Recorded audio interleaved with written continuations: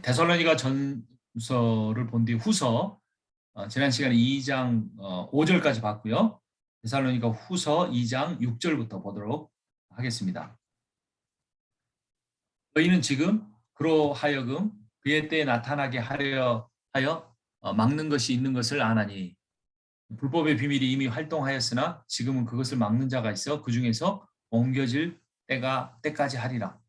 그때 불법한 자가 나타나리니 주 예수께서 그 입의 기운으로 그를 죽이시고 강림하여 나타나심으로 패하시리라. 패배케 한다 이런 의미죠. 그러니까 종말의 확실한 증거는 뭐냐면 8절에 의하면 적그리스도가 등장을 해야 됩니다. 그런데 문제는 적그리스도가 누구인가에 대한 수많은 예측이 있었는데 다 실패했다는 거죠. 네로 황제다, 히틀러다, 고르바초프다, 문선명이다, 온갖 이야기가 있었는데 아니죠. 아마 이 사람들이 능력이 부족했던 것 같아요. 거의 신적인 존재가 돼야 합니다. 그냥 어떤 히틀러 독일 민족에게 불과했잖아요. 문선명 한국이나 일본. 네로 황제도 뭐 당시에 서양사 입장에서는 그렇지만 전 세계적으로 네로 황제가 무슨 영향력을 미쳤던 건 아니다고 우리가 뒤돌아보면 해석할 수도 있을 것 같아요. 자, 그리고 또 하나는 뭐냐면 주님의 강림입니다. 파루시아인데 이 주님의 강림을 헷갈리지 않도록 하기 위해서 이 본문이 대조를 시키고 있는데요. 그의 강림이라는 표현과 주 예수께 강림하셔서라는 표현이 대꾸를 이룹니다. 근데 여기 보면 9절에 악한 자의 나타남은이죠. 그리고 여기 8절에 불법한 자가 나타나리니 여기서 이 나타나다라는 단어, 이 두 단어가 파루시아입니다. 그리고 주 예수께서라는 이 표현과 강림하여라는 표현이 있죠. 강림하여도 파루시아입니다. 그래서 이 불법한 자와 악한 자, 동일한 다른 표현인데 이 자들의 파루시아와 주 예수의 파루시아를 대조시킴으로써 분별력을 가져한다라는 겁니다. 어찌됐건 전 세계적인 강력한 영향력을 미치며 거의 신적인 존재로 거의 모든 사람에게 추앙받는 존재가 나타날 뿐만 아니라 우리 주 예수 그리스도께서 하늘로 올라가심을 본 그대로 모습으로 이 땅에 오실 때 그때가 종말이라는 거죠. 뭐 지진 있고 3차 대전 비슷하게 여러 나라들이 싸우고 이런 걸로는 바울의 결론은 뭐냐? 아직은 그때가 아니다라는 거죠. 그리고 이 그리스도 이 적그리스도의 특징이 뭐냐면 여기 9절에서 10절을 한번 보면요. 악한 자의 나타남은 사탄의 활동을 따라 모든 능력과 표적과 거짓 기적과 10절 보면요. 불의의 모든 속임으로 멸망하는 자들에게 있으리니 이는 그들의 진리의 사랑을 받지 아니하여 구원함을 받지 못함이라. 그래서 이 모든이라는 뜻이 굉장히 강조되고 있죠. 그러니까 어찌 보면 예수 그리스도가 이 땅에 계시는 동안에 행한 아주 능력, 표적, 기적 그거를 뛰어넘을 정도의 강력한 어떤 모습을 보여주어야 한다는 거죠. 그래서 우리가 정말 말씀과 성령으로 깨어있지 않으면 거짓 가르침에 미혹되기가 너무나 좋아요. 가장 우리가 주의해야 될 건 그거 같아요. 기독교에 뭔가 혜택을 주는 정치 지도자. 이런 사람한테 얼마나 두 손을 들고 나가는지 몰라요. 그게 참 문제예요. 그리고 기독교에 조금 적대적인 정치 지도자에 대해서는 또 강력하게 반발합니다. 어느 정도 우리 기독교를 지켜야 되는 건 맞지만 마지막 적그리스도가 왔을 때 교회가 미혹돼서 넘어가는 일이 있을 거라고 말하고 있죠. 근데 그게 아마 제가 추측하기에는 그런 것 같아요. 기독교에 대해서 강력한 어떤 정치적 보장, 양적 성장을 위한 어떤 디딤돌을 주려고 할 때 그가 어떤 복음을 전혀 알지 못하는 사람이라고 할지라도 그의 정치적 지도 어떤 영향력으로 인해서 그가 준 혜택으로 인해서 넘어가지 않을까. 그래서 이 본문에서 모든이라는 강조를 계속하면서 그런 기적과 표적을 나타낸다. 이거에 대해서 우리가 굉장히 주의해서 봐야 할 겁니다. 그래서 능력과 인정받음이 항상 좋은 것은 아니라는 겁니다.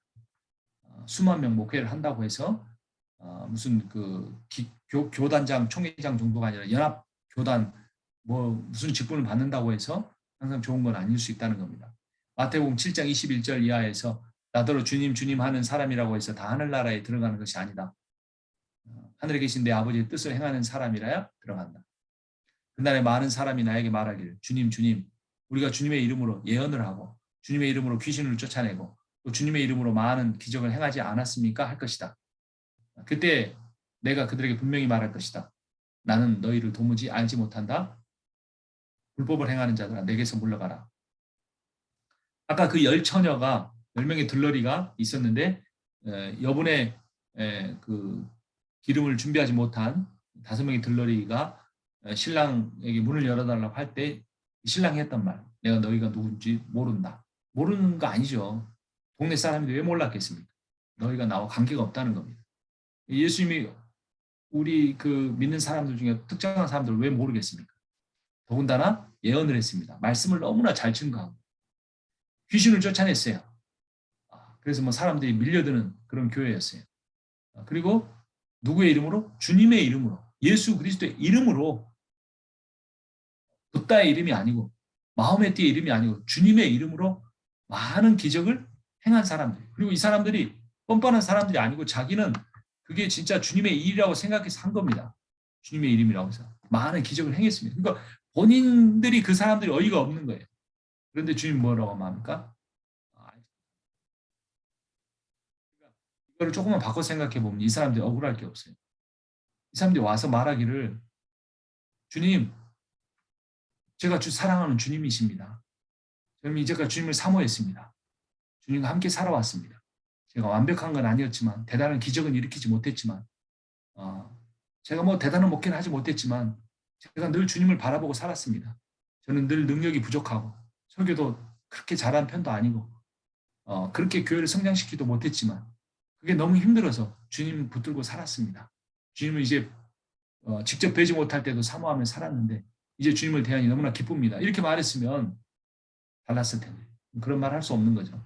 그러니까 외형, 설교, 축기, 그다음에 기적, 선교, 교회 건축 이거 가지고 말해봐야 아무 소용도 없다는 거죠. 그 사람이 그 일을 한 것을 부정한 게 아닙니다. 그들이 그 일을 행한 일의 가치가 필요 없다는 것도 아닙니다. 그 일은 그 일이고 너는 나와 관계가 없다 이거죠. 그래서 그 모든 일들이 뭐가 되고 만 겁니까? 불법이 되고 만 거죠. 적그리스도가 뭐 대단한 사람인 것 같지만 천국에 못 들어간다는 면에서는 우리가 정말 두려워 떨어야죠. 똑같은 입장이 될 수도 있으니까. 13절부터 보면요. 주께서 사랑하시는 형제들아 우리가 항상 너희에게 관하여 마땅히 하나님께 감사할 것은 하나님이 처음부터 너희를 택하사 성령의 거룩하게 하심과 진리를 믿음으로 구원을 받게 하심이라. 여기 보면 노란색으로 하이라이트 된 부분들이 있는데 택하셨다라는 게 있고요. 부르셨다라는 게 있습니다. 그다음에 영광을 얻게 하신다 표현이 있는데 이 바울의 선교를 통한 복음 전파, 그 복음의 핵심인 구원의 과정이 시작합니다. 첫 번째는 택하셨다라는 거죠. 이거는 예정과 선택입니다. 그리고 부르셨다. 이거는 소명과 사명. 그리스도의 영광을 얻게 하신다. 이건 영화롭게 하시는 거죠. 주님이 예정하셨다라는 말은 무슨 의미일까요? 선택하셨다는 말은 이거는 앞선 시간에도 말씀드렸지만 시간의 개념으로 봐서는 안 된다 그랬습니다. 과거에 선택했으니까 하나님이 현재도 미래도 못 바꾼다. 이건 정해놔서 장부였다 적어놨다. 이런 식으로 생각하면 안 된다. 예정이라는 것은 선택이라는 게 핵심 뭐냐면 하나님의 주권이에요. 그 구원이 인간의 노력에 달려있지 않다. 인간의 선함에 달려있지 않다. 인간의 종교적 행위에 달려있지 않다. 이거는 하나님의 주권에 달려있다는 말이지 시간을 창조하신 하나님을 그 피조물인 시간을 가지고 제한하려고 하면 안 돼요. 창세 전에 계획을 세웠다는 것은 하나님이 갑자기 어느 날 마음이 뒤바뀌어가지고 너 구원할래 말래 이런 분이 아니시고 나를 향한 그 구원의 계획을 오래전부터 처음부터 갖고 계셨다는 그런 이야기입니다. 그래서 예정론, 그 선택 이거에 대해서 우리가 생각해야 될 것은 하나님이라는 분이에요. 하나님이 누구를 선택했느냐, 언제 선택했느냐 이게 전혀 아니라는 거예요. 그래서 바울은 이 칭찬을 많이 했던 데살로니가 교인들 향해서도 여러분 제가 가서 복음을 전했기 때문에 여러분 믿었다고 생각하지 마십시오. 제가 다메섹 도상에서 부활한 예수를 만났기 때문에 여러분도 구원받았다고 생각하지 마십시오. 바울이 아니었으면 베드로를 보냈을 겁니다. 베드로가 아니었으면 요한을 보내든지 의심 많은 도마로도 보냈을 겁니다. 아니 이방인 출신 간수장을 보내서라도 여러분 구원했을 겁니다. 이걸 강조하는 거예요. 내가 여러분을 복음 전도해서 만든 교회 창립자다, 원로 목사다 이게 아니고 하나님이 택하셨다는 겁니다. 자, 그리고 그 택하심을 어떻게 한 겁니까? 부르셨다는 겁니다. 부르셔서 그 콜링을 하고 바울을 통해 콜링하고 이제 그 데살로니가 교인들이 부름 받은 자로서 사명을 감당하는 거죠. 그 사명은 환난 가운데서도 뭘 지켰습니까? 믿음의 역사, 에르곤을 지켰고 사랑의 수고, 열매를 맺었고 그 힘든 가운데서도 인내함으로 소망을 가지고 살았어요. 이게 그들의 사명입니다. 우리의 사명도 이런 고난의 길일지도 모릅니다. 고난, 이 세상에 왜 고난이 이렇게 많을까? 목회적인 왜 고난이 많을까? 주님은 왜 십자가를 지고 죽으셨을까? 이런 부분에 대해서 우리가 깊이 생각해 봐야 할 것 같습니다. 영광의 신학이 아니고 고난의 신학. 이게 복음의 중심부가 아닐까 생각을 합니다. 자, 그리고 그들의 이런 사명을 감당하는 데살로니가 교인들이 환난을 중에도 이런 믿음의 모습을 보이는 진보를 보이는 이런 사명을 통해서 누가 영광을 받습니까? 그리스도가 영광을 얻게 하는 거죠. 그리스도의 영광. 그리스도의 영광이 아니라 그리스도가 영광을 얻게 되는 거죠. 그래서 구원을 유지하고 누리기 위해서 어떻게 해야 되는가? 15절을 보면 그러므로 형제들아 굳건하게 서서 말로나 우리의 편지로 가르침을 받은 전통을 지키라. 그래서 편지를 보낸 가르침에 순종해야 된다라고 이야기합니다. 특별히 임박한 종말론과 관련해서 그 이방 종교의 그런 어떤 잘못된 모습을 따르지 말라는 겁니다. 그럼 이방 종교는 어떻게 뭘 잘못했는가? 그 부분을 이제 3장에서 보겠는데요. 데살로니가 후서 3장을 보면 1절 끝으로 형제들아 너희는 우리를 위하여 기도하기를 주의 말씀이 너희 가운데서 같이 퍼져나가 영광스럽게 하고 지금 데살로니가 후서 3장 1절부터 5절은 데살로니가 후서 2장에 있는 이 내용에서 이어지는 겁니다. 제가 안 봤는데 마지막 16장 17절이 어떤 그 축복의 기도, 마지막 부분에 오는 축복의 기도 같은 거예요. 그게 이어지는 거예요. 그래서 2장 16절부터 3장 5절까지는 같은 맥락으로 봐야 합니다. 그런데 3장 1절부터 5절은 특별한 주제가 있는데 기도라는 겁니다. 인사 중에도 마지막 인사 중에 기도가 있는데 그래서 먼저는 기도를 부탁합니다. 그래서 바울 일행이 데살로니가 교인들의 기도를 받기를 원했어요. 앞서도 말씀드렸지만 바울과 같은 위대한 사역자도 기도받기를 원한 겁니다. 여러분 혹시 누구한테 최근에 기도 부탁을 해본 적이 있습니까? 늘 기도 부탁을 받기만 하지 기도 부탁하신 적이 없을 수도 있어요. 목사가 기도해 주는 기도를 하는 일이 그 직책이기 때문에 당연한 일이기도 하지만 여러분도 바울처럼 한번 기도 부탁을 교인들에게 할 수도 있고 아니면 선배 목사님에게 할 수도 있고 그렇게 할 때 더 우리의 사역이 풍성해지고 힘을 얻고 그럴 수 있을 겁니다. 1절을 보면 개역 개정으로 보면 주의 말씀이 너희 가운데서와 같이 퍼져나가. 의미가 좀 애매해요. 세 번역으로 보면 주의 말씀이 여러분에게 퍼진 것 같이 명확해지죠. 그러니까 바울이 데살로니가에 가서 복음을 전했을 때 말씀이 잘 퍼졌단 말이에요. 그러니까 이 데살로니가 교회가 모범이 돼서 바울이 가는 각처 모든 지역에서 여러분들에게 나타난 것 같은 그런 복음이 잘 퍼져나갈 수 있기를 원하는데 그 기도를 지금 데살로니가 교인들에게 하고 있는 거예요. 데살로니가 교인들이 그 기도 부탁을 받으면서 얼마나 좋았겠어요. 얼마나 눈물을 흘리면서 바울에서 기도하고 싶겠습니까? 자기들도 아직 환란이 다 그치지 않았지만 바울이 자기들을 이렇게 인정해주고 내가 데살로니가 교인들이 지리적으로 떨어지지만 바울이 기도함으로 그의 선교 사역에 동참할 수 있다는 일이 그들에게 참 기쁨이 됐을 겁니다. 그래서 바울의 선교 사역이 말씀을 근거로 확장되어 가기를 부탁했습니다.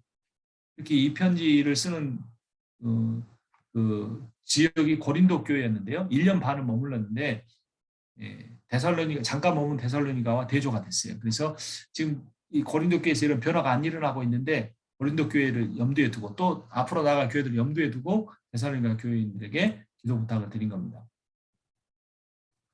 또 기도 부탁의 하나는 뭐냐면 믿음 없는 사람들 중에 부당하고 악한 이들로부터 안전하게 해달라고 합니다. 바울을 계속 쫓아다니면서 괴롭게 하는 사람들이 있었죠. 그들이 두렵지는 않지만 그들에게 있어서 그들을 통해 바울의 선교사에게 맡길 수 있습니다. 바울은 그걸 가장 두려워했죠. 그런 일이 없도록 기도해 달라고 합니다. 자, 그리고 이제 바울은 자신을 위해서 기도해 달라고 말할 뿐만 아니라 데살로니가 교회를 향해서 기도하겠다고 약속하는 게 아니고 기도를 그냥 해버립니다. 그래서 자기도 악한 사람한테 보호받도록 기도해 달라고 부탁을 했을 뿐만 아니라 바울이 데살로니가 교인들에 대해서도 여러분들이 악한 자들로부터 보호받기를 원한다고 기도합니다. 3절이고요. 바울이 명령한 걸 지키게 해달라고. 주님의 역사가 일어나게 해달라고. 5절은 또 읽어봅니다. 3장 5절 보면 주께서 너희 마음을 인도하여 하나님의 사랑과 그렇죠? 그리고 그리스도의 인내에 들어가게 하시기를 원하노라라고 나옵니다. 데살로니가후서 3장이 마지막이잖아요. 그러니까 데살로니가전서 1장, 데살로니가전서 마지막에 5장, 데살로니가후서 첫 번째인 1장, 데살로니가후서 마지막인 3장 여기에 다 사랑과 인내, 이 인내는 소망과 연결돼 있었죠. 그리고 이 사랑이라는 앞에 있는 주께서 너의 마음을 인도하소서 이 부분이 믿음입니다. 믿음. 그래서 믿음과 사랑과 소망의 인내에 대해서 다시 한번 바울이 그 데살로니가 교회에서 이런 것들이 약해지지 않고 계속 유지되게 해달라고 기도를 하고 있습니다. 정리해보면 다시 주께서 마음을 인도하시는 것, 믿음의 과정이고 하나님의 사랑이고 그리스도의 인내는 소망으로 인내할 수 있었던 거죠. 그래서 이제 바울의 기도는 확신에 차 있었습니다.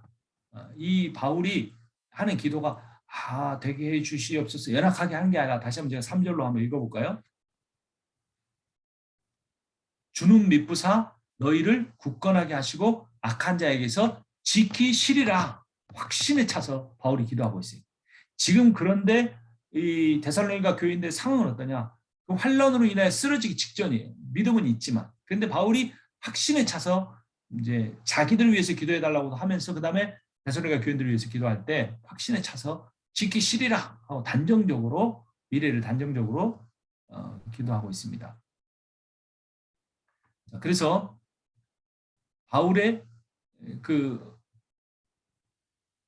현재 상황은 환란이 계속되고 있지만 하나님께 지켜줄 것을 믿었고요. 그다음에 바울의 기도는 환란을 겪는 성도를 향한 위로가 아니고 하나님께서 이루실 미래의 놀라운 반전의 역사를 기도를 통해서 지금의 현실로 앞당겨 와버립니다.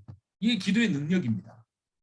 이걸 앞으로 하게 해주십시오. 제가 미래에 가서 지켜보겠습니다. 이게 아니고 강력한 기도는 미래에 일어날 일이지만 강력한 믿음을 가지고 기도할 때 그것이 지금 현실로 앞당겨 와버려서 그것이 일어났을 때 갖게 된 기쁨과 평강과 어떤 그 하나님을 향한 찬양이 곧바로 같이 터져 나올 수가 있는 거죠. 그래서 지도자가 성도의 기도 나를 위해서 기도해 주십시오. 그리고 지도자는 성도를 위해서 기도하는 서로를 위해 기도할 때 하나님이 주시는 믿음의 역사가 반드시 일어납니다. 사람의 노력과 하나님의 도우심이 이제 같이 가는 거죠. 이 둘을 하나로 묶어주는 게 뭐냐? 기도라는 겁니다. 기도는 하나님의 도우심만 바라는 것도 아니고 기도는 사람의 행동만 이끌어내는 것도 아닙니다. 그래서 행동하는 사람만 참된 기도를 드릴 수 있고 기도하는 사람만이 참된 행동을 할 수 있다는 겁니다. 기도와 행동은 같이 가야 한다는 거죠. 그리고 이제 이 본문에서 보면 악한 자들로부터 지켜달라는 기도가 나오잖아요. 더군다나 교회 안에 이런 사람들이 있었고 그래서 복음은 모든 사람의 것이 아니라라는 걸 기억해야 합니다. 목회를 하다 보면 한 사람, 한 성도가 한 영혼이 귀하잖아요. 그런데 너무 거기에 집착하지 말라는 거죠. 한 사람도 잃지 않으려고 하지 말고 주어진 능력만큼 최선을 다하면 됩니다. 결과는 하나님께 맡겨야 합니다. 우리 그냥 하나님의 종이죠. 누가 잘하는 하나님이 컨텐츠 시킨 게 아닙니다. 하나님이 그 놀라운 계획 가운데 우리 각자의 분량에 맞는 목회지를 허락하셨고 그리고 그 결과에 대해서 하나님이 다 지혜롭게 열매를 거두실 겁니다. 하나님께 맡기는 것이 더 중요한 거죠. 우리는 칼빈주의 절대 주권을 보는 거지 알미니오의 인간의 반응을 보는 게 아니기 때문에 최선을 다할 뿐입니다. 자 이제 6절에서 12절의 내용을 보면요. 그 앞서 말씀드렸던 그 이방 종교에서 온 잘못된 종말론, 그 종말론을 쫓는 교인들이 있었어요. 그 교인들이 어떤 상태인가 봐야 되는데요. 이 떠나야 할 사람들이죠. 이 사람들이 6절에 보면 6절 제가 한번 읽어보죠.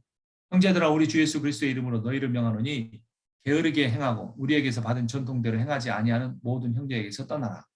자, 뭡니까? 게을러서 행하지 않는 사람들이에요. 그리고 처음 가르침을 따르지 않는 사람들. 그리고 11절을 보면 게을러서 일하지 않고 일만 만드는 사람들이에요. 11절 보죠. 우리가 들은즉 너희 가운데 게으르게 행하며 도무지 일하지 아니하고 일을 만들기만 하는 자들이 있다 하니. 근데 어떤 사람들이 게을러서 일을 안 했을까? 왜 일을 안 했을까? 일을 않고 일만 만든다는 한국어의 워드플레이인데 어쨌든 자, 이 사람이 어떤 사람이냐면요.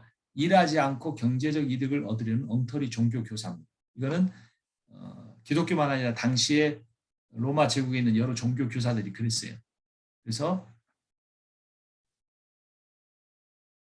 그 내용을 가리키면서 그걸 이제 이렇게 일하지 않는 오늘날로는 목회자의 어떤 그 풀타임 사역자를 전제를 하고 있기 때문에 오늘날 문화와는 좀 맞지 않지만 바울의 생각을 이랬습니다.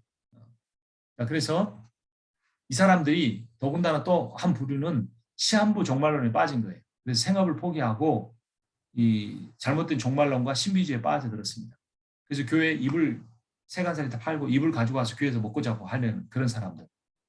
그래서 정상적인 생활이 어려워지고 교회 안에서 종말론을 강조하면서 여러 가지 문제들을 만들어낸 사람들입니다.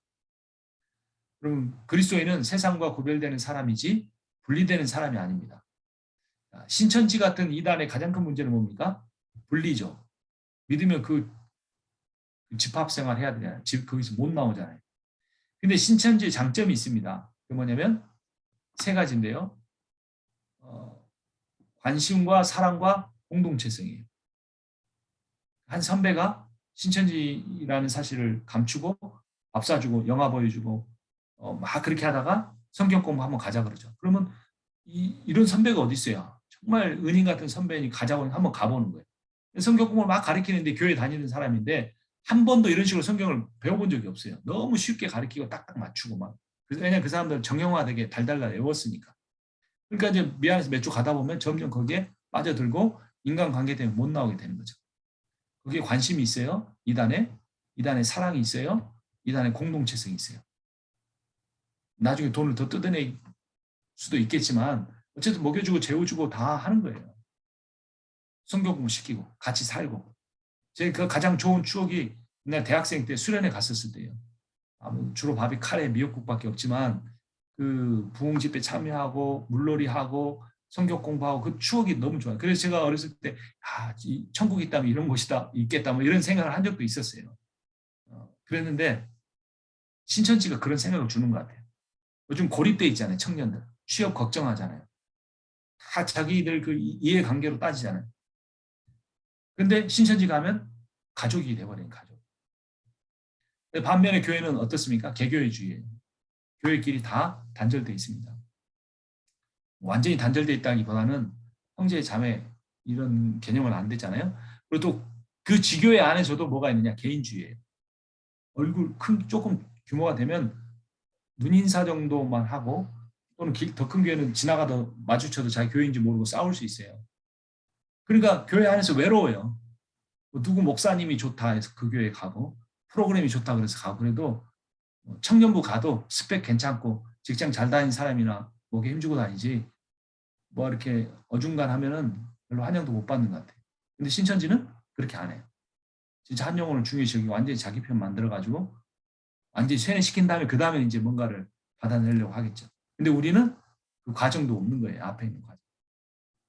그래서 이 그 엉터리 종교 교사들이 한 부류가 있고 돈 안 벌고 교회 와서 먹고 살고 다 하는 거예요.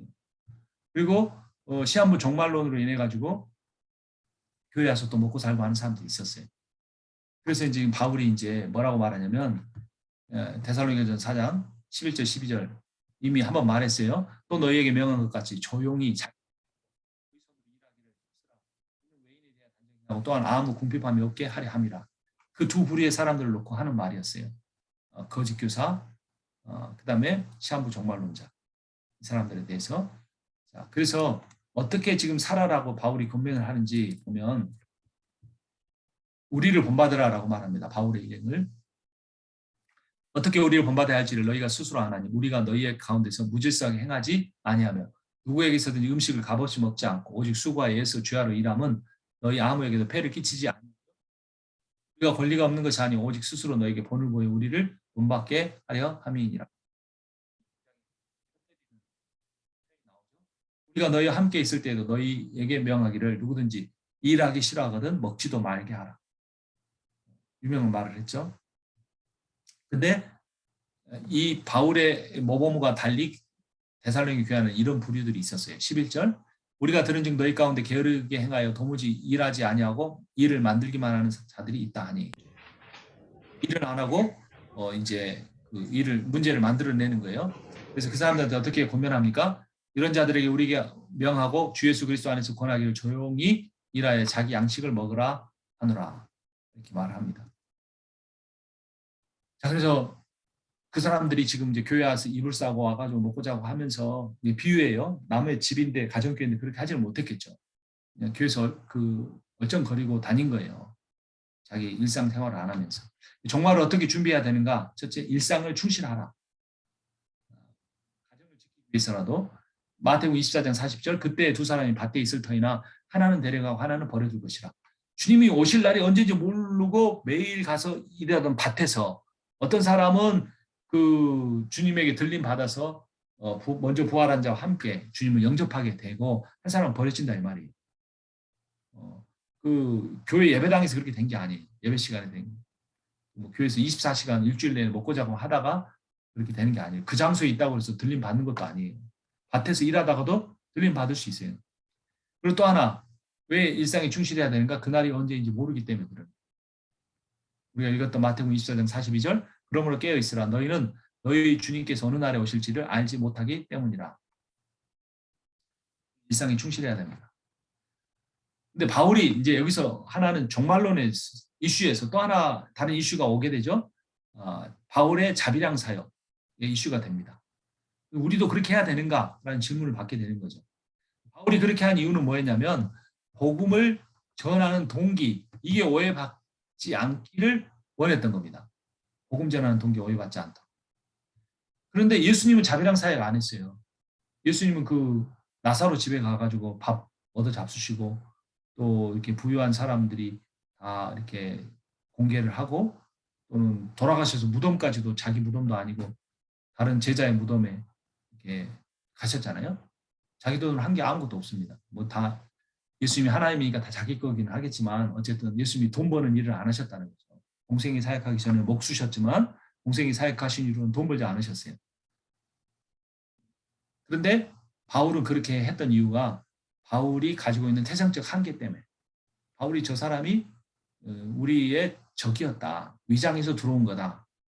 또 심지어 돈을 노리고 사역한다. 뭐 이런 식으로 오해를 받았기 때문에 그렇습니다.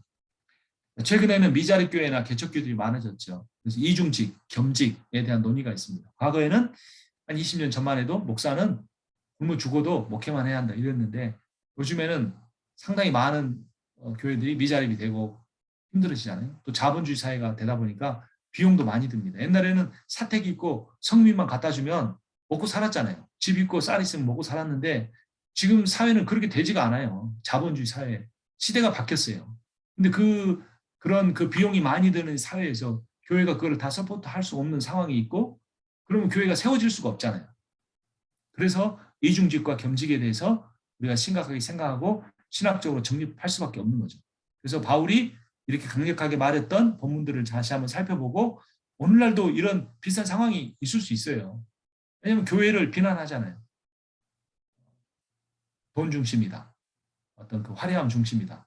잘 나가는 사람 중심이다. 이런 말을 듣잖아요. 그런데 목사가 기초교회를 하면서 제가 직접 아는 분은 아니지만 어떤 분은 환경미화원으로 일하는데 새벽 5시부터 2시면 끝난답니다. 그러니까 한 9시간이지만 일찍 끝나니까 2시에 와서 씻고 말씀 준비하고 신방도 다니다가 일찍 주무시고 그러니까 겸직이 또 가능하다는 거죠. 뭐 요즘에 카페 하는 부분도 많지만 실패하는 경우들도 많아가지고 조심해야겠죠.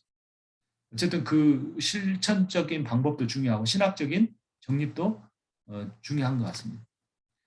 그래서 그런 부분 노력도 필요하고 교회 간의 빈익빈 부익부 현상들도 어떻게 줄여갈 수 있을지 하나님 나라 관점에서 자, 이중직의 장점은 뭡니까? 교회 공동체의 눈치를 보지 않고 목사가 소신껏 복음을 전할 수 있습니다. 그리고 목회자를 자신들이 사례비가 아닌 월급 주어 살게 한다고 생각하는 평신도들이 있어요. 그런 사람들 앞에서 조금 더 자기 소신 있게 목회할 수 있겠죠. 단점은 뭡니까? 일을 하면서 대부분의 시간을 보내면 말씀을 준비하고 기도할 시간, 신방할 시간이 부족하겠죠. 당연히 그럴 수밖에 없습니다. 잠을 줄이고 그런 수밖에 없어요. 너무 힘들죠. 세 번째, 이런 말을 하는 바울은 너무 잘난 사람이에요. 회심하기 전에도 그는 성경에 통달했어요. 언어도 뭐 몇 개를 하고 로마 시민권도 있고 지식에 통달했어요. 심지어는 텐트 메이커로 이미 직업 준비도 잘 되어 있는 사람이에요. 이 사람은 이미 레디 된 사람인 거죠. 근데 목사들은 대부분 그렇게 되지 못한 경우들이 많죠. 그래서 목회자가 교회와 세상에 반반씩 비중을 둔다면 참 좋겠어요. 아까 그 환경미화원 목사님처럼 그렇게 딱 하면 좋겠지만 그런 모델을 개발하기도 어렵고 다 그런 일을 할 수 있는 것도 아니고 유지하기도 힘들 수 있는 거죠. 그래서 결국은 본인의 능력과 교회 형편을 따라서 지혜롭게 결정해야 될 것 같아요. 목회자는 돈을 너무 밝혀도 문제고 전혀 생계에 일절 관심도 없고 능력도 없어가지고 그냥 하늘만 쳐다보고 이렇게 하는 것도 지금 시대에는 문제인 세상이 됐어요. 그걸 어떻게 우리가 그런 갭을 줄여갈지 고민해야 할 것 같습니다. 이제 마지막 권면으로 갑니다. 13절에서 15절까지 보면 13절에서는 선을 행하다 낙심하지 말라 그럽니다. 그리고 끝까지 선을 행하라 이야기하고요. 끝까지 세 번째 순종하지 않은 사람을 사귀지 말아라 라고 말합니다. 그러나 그런 사람이라고 할지라도 어떻게 돼야 되는가 15절 제가 읽어볼게요. 그러나 원수와 같이 생각하지 말고 형제같이 권면하라. 그러니까 문제를 일으킨 트러블 메이커예요. 잘못된 신학적 교리를 가르치면서 혼동을 주는 사람이에요. 그럼에도 불구하고 그를 원수같이 대하지는 않아야 한다는 거죠. 그래서 바울이 하라고 한 게 있고 하지 말라는 게 있습니다. 바울은 사기라고 한 건 아니에요. 그 사람들은. 왜냐하면 사귐은 서로 섞이게 합니다. 불의한 사람은 긍휼의 대상이긴 하지만 사귐의 대상은 아니어야 되는 거예요. 신학적으로 다른 거 갖고 있고 문제 일으키면. 그러나 반대로 너무 나가가지고 진리를 잘 못 알거나 교회를 어지럽힌다고 해서 그 사람을 막대해도 되는 건 아니라는 거예요. 그게 이 형제같이 권면하라는 말의 의미인 겁니다. 그래서 악한 그 사람이 그리스도인을 닮게 해야지 그리스도인이 그 악한 사람을 닮아가서는 안 된다라는 게 바울이 권면하는 말의 내용의 핵심입니다. 마지막 세 절이 남았는데요. 16절 평강이 주께서 친히 때마다 일마다 너희에게 평강을 주시고 주께서 너희 모든 사람과 함께 하시기를 원하노라. 나 바울은 친필로 문안하노니 이는 편지마다 표시로서 이렇게 쓰노라. 요 구절을 이제 바울이 친필로 쓴 거죠. 이 구절만. 18절 우리 주 예수 그리스도의 은혜가 너희 무리에게 있을지어다 라고 이야기합니다. 그래서 16절에서는 이 평강이라는 단어가 강조가 되고 18절에서는 은혜라는 단어가 강조가 됩니다. 근데 이 은혜와 평강은 데살로니가전서 첫 1장 1절에서도 강조됐던 겁니다. 은혜와 평강이 너에게 있을지어다. 그래서 이 은혜와 평강은 주님의 임마누엘의 결과입니다. 그 결과물로서 주님과 동행하며 사는 사람, 이게 종말론에 깨어있고 준비하라는 말과도 관련이 돼 있고 그 결과로서 평강과 은혜가 임합니다. 평강이란 히브리어로 샬롬, 헬라어로 에이레네, 은혜는 히브리어로 헤세드, 헬라어로 카리스입니다. 신구약 성경을 통틀어서 가장 핵심적인 말, 물론 이런 인사법이 고대 헬라 세계에서 어떤 정형화된 단어들과 비슷하기도 하지만 바울은 그러한 인사법을 차용해 와서 복음의 핵심을 가르쳐주고 있는 겁니다.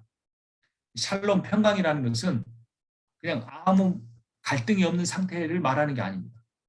이 샬롬이라는 것은 내가 하나님의 통치를 받음으로써 내 내면 세계가 누리는 어떤 그 안정감, 그런 걸 의미하는 거죠. 그래서 오히려 환경이 환란 가운데 있을지라도 우리는 샬롬을 누릴 수는 있습니다. 은혜, 헤세드는 뭡니까? 변함없는 하나님의 충성스러운 사랑. 사람은 바뀌고 변화하지만, 연약하고 쓰러지고 넘어지지만 하나님의 은혜는 충성스럽기 때문에 변질되지 않고 영원하다는 겁니다. 그래서 바울이 데살로니가 교회를 향하여서 이런 하나님의 통치로 인한 평안이 그들에게 있고, 또 지금 그들이 환난을 당하면서 고통을 겪고 있지만 하나님의 은혜는 변함이 없으니 그 은혜를 붙들고 승리하길 바란다, 이런 의미로 이 데살로니가 후서를 마무리하고 있습니다. 제가 기도하고 마치겠습니다.